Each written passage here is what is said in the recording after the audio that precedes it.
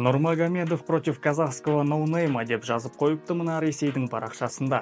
Умар деген кім, қазақ жауынгерді ноунейм деп не үшін айтып тұр? Бұның бәрін қазір талқылап көрейік. Интро.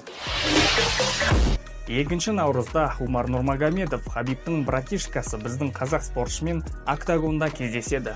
Бұл әрине үлкен жаңалық және де біздің жауынгерге UFC дебютында үлкен сынақ. Умар Хабибтің туысы болғандықтан одан бәрі сенімді жеңіс күтеді. Ол карьерасында жеңілмеген болып келеді және де UFC белбеуін алам деген үлкен үмітте. Біздің спортшымыз онда үлкен аренада аты әлі қатты шықпаған үшін ноунейм, яғни аты жоқ деп тұр. Бірақ олардың олай айтуы үлкен қате. Себебі Бекзат Алмаханов октагонда 18 жекпе-жегінде 17 жеңіске жеткен, ал Умарда 16 жеңіс, 16 жекпе-жегінде. Олардың соңғы 4-еуі UFC-де, яғни ең жоғары деңгейде болған.